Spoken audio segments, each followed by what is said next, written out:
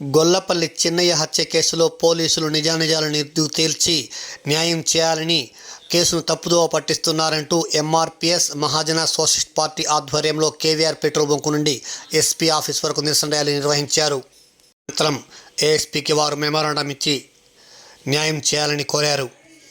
అనంతరం మీడియా సమావేశంలో మాట్లాడారు. ఈ కార్యక్రమంలో జిల్లా in charge Venkateswararao Madiga, doctor Kalivela Elisha Kumar, Chennaiah భార్య, బంధువులు తదితరులు పాల్గొన్నారు.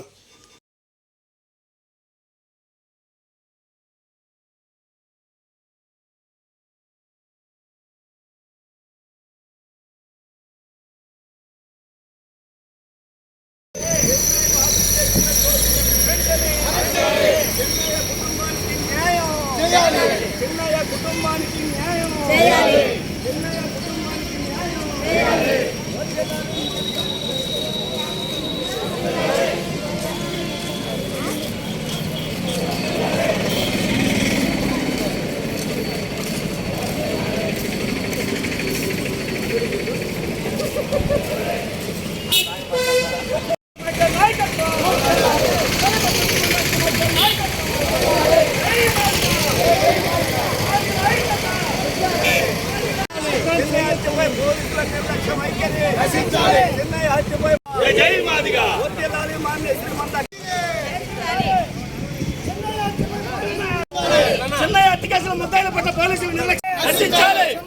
విచారణలో పోలీసుల నిర్లక్ష్య వైఖరి, హత్య విచారణలో పోలీసుల నిర్లక్ష్య వైఖరి, పోలీసుల నిర్లక్ష్య వైఖరి, చెన్నయ్య హత్య కేసులో పోలీసుల నిర్లక్ష్య వైఖరి.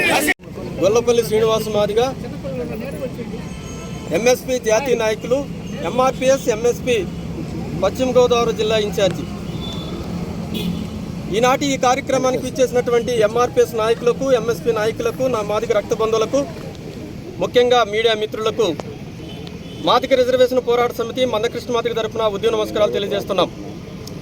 పెద్దలారా, ప్రజాస్వామికవాదులారా, గత 2 నెలల క్రితం ఇదే నెల్లూరు నగరం అయ్యప్పగుడి సెంటర్ నందు మా సోదరులు గొల్లపల్లి చిన్నయ్య అత్యంత కిరాతకంగా, దారుణంగా హత్యకు గురి కావడం జరిగింది. ఆ సందర్భంలో పోలీస్ పెద్దలు 7 బృందాలుగా విచారణ చేపట్టి జిల్లా వ్యాప్తంగా అనేక విధాలుగా విచారించి అంతిమంగా తోడు పండుకున్నటువంటి ఒక ఉపాధ్యాయుడు వెంకటేశ్వర్లు ఈ హత్య చేశాడని అరెస్ట్ చేసి చూపడం జరిగింది. అరెస్ట్ అనేక మార్లు ఐఓ గారిని కానీ, లేదా డిఎస్పీ గారిని కానీ, లేదా ఎస్పీ గారిని కానీ ప్రత్యక్షంగా పరోక్షంగా కలిసి అనేక మాటలు ఈ కేసు విషయంలో అనేక అనుమానాలు ఉన్నాయి. ఈ కేసు విషయంలో విచారణ మంచిగా జరిగినట్టే జరిగింది. అంతిమంగా తప్పుదోవ పట్టింది. ఒకే ఒక్కడు ముద్దాయి చూపించి పోలీసులు చేతులు దుట్టుకోవడం జరిగింది. మందా వెంకటేశ్వరరావు మాదిగ, ఎంఎస్పీ ఎంఆర్పీఎస్ నెల్లూరు జిల్లా ఇన్ఛార్జ్. నెల్లూరు జిల్లాలో గొల్లపల్లి చిన్నయ్య మాదిగ హత్య జరిగి 2 నెలలు కావస్తున్న ఆ కేసు పైన ఇంతవరకు పురోగతి లేకపోవటం చాలా బాధాకరం. ఎందుకంటే ఎలాంటి ఆధారాలు లేని కేసుల్ని ఛేదిస్తూ మరి వాళ్ళకి శిక్షలు వేస్తున్నటువంటి సందర్భం మనం చూస్తూ ఉన్నాం. ఎంతో టెక్నాలజీ వచ్చింది, నార్కో టెస్టులని అయ్యని చాలా టెక్నాలజీ వచ్చింది. ఎలాంటి ఆధారాలు లేని కేసులను కూడా ఛేదించి పోలీసులు చాకచక్యంగా ఛేదించి దోషుల్ని గుర్తించడం, వాళ్ళకి శిక్షలు వేయటం జరుగుతూ ఉంది. చెన్నయ్య ఒక మాదిగ కావటం వల్లే ఇంతవరకు 2 నెలలు అవుతున్నా కానీ ఫలానా దోషులని కానీ వాళ్ళని పట్టుకోవడం, గుర్తించడం కానీ, వాళ్ళు శిక్షించడం కానీ పోలీసులు చేయకపోవటం, దీని పట్ల మాదిగల ప్రాణాలంటే, దళిత గిరిజన ప్రాణాలంటే ఈ పోలీసులకి లెక్కలేదన్నది అర్థం అవుతూ ఉంది. మరి తక్షణమే, ఇప్పటికీ 2 నెలలు అయిపోయింది, తక్షణమే ఆ దోషులను గుర్తించాలి, వాళ్ళని శిక్షించాలి. అట్లానే మరి చెన్నయ్య చనిపోవటం వల్ల ఆ కుటుంబం రోడ్డున పడింది, పిల్లలు, భార్య, తండ్రి.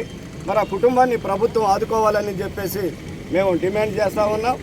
ఇది ఇంకా తాత్సారం చేస్తే ఈ ఉద్యమాన్ని జిల్లా స్థాయిలో, రాష్ట్ర స్థాయిలో కూడా విస్తరించి పోలీసు మీద ప్రభుత్వాల మీద కూడా ఒత్తిడి చేస్తామని చెప్పి సందర్భంగా తెలియజేస్తాం. మా ఇంటికి వచ్చినయ్యా మాది సర్వరాబాదు.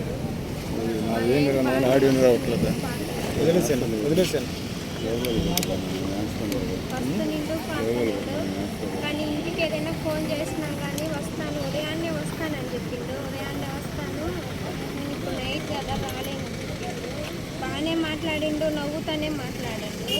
నేను మాట్లాడేటప్పుడు డాక్టర్ ఫోన్ చేస్తాడు. డాక్టర్ ఫోన్ చేస్తుండు 10 నిమిషాలు 5:30 కట్ చేసి నేను మధ్యాహ్నం లోపల వచ్చేస్తాను, డాక్టర్కి కొన్ని చెప్పు అని మాట్లాడేవాడు. మాట్లాడినా డాక్టర్కి సంబంధించిందే, డాక్టర్ అమ్మకి సంబంధించే మాట్లాడేవాడు.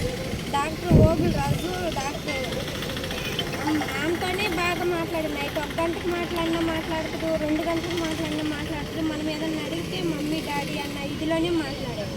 చనిపోతాడన్న 20 రోజులు కూడా మా దగ్గరికి వచ్చి చిన్న చిన్న పిల్లలు నీ పిల్లలు అమ్మడి పిల్లల్లాగా ఉంటారు, ముద్దుగా ఉంటారని కూడా పిల్లల్ని కూడా దగ్గర తీసుకొని కూడా మాట్లాడేది. ఆ లోపల అంతా చేసేసింది. వాళ్ళకి తెలియకుండా ఏది జరగదు. ఆ ఇంటి పునాది కాడి నుంచి మొత్తం మా ఆయనే కట్టించిండు, మా చిన్నయ్య కట్టించిండు. కనీసం ఇంత జరిగింది, చిన్న కార్యమైనా మా ఇంటికి వస్తుంది, చిన్న పురుడైనా కానీ మా ఇంటికి వస్తుంది. ఇంత జరిగితే ఇన్న నోరు లేని బిడ్డలు వేసుకొని నేను రోడ్డు నిలబెడితే ఇంత జరిగితే కనీసం ఒక మాట కూడా మాట్లాడాలి. అది ఏమైంది, ఎందుకు జరిగింది వాళ్ళకి తెలియకుండా ఏం జరగదు, మొత్తం వాళ్ళ సంశయంలోనే జరిగింది. కనీసం ఆ హాస్పిటల్కి కూడా రాలేదు, నా పిల్లల సై కూడా చూడలేదు.